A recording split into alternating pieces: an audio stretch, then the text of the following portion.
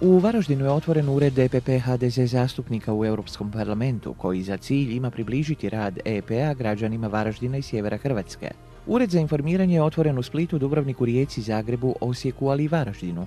Želimo da osim Zagreba i drugi važni gradovi u Hrvatskoj imaju predstavništvo Europskog parlamenta, točnije Europske pučke stranke koje pripadamo, istaknula je Dubravka Šuica, dodavši kako na taj način žele što više rad Europske unije približiti građanima. Otvorenju su nazočili saborski zastupnik Anđelko Stričak, saborski zastupnik Josip Križanić, kandidat za gradonačelnika Varaždina Damir Habijan, kandidat za župana Alen Runac te ostali uzvanici.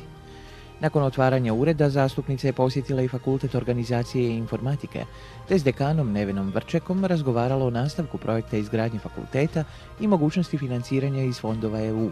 Šetajući gradom, zastupnica se susrela i s mnogobrojnim građanima.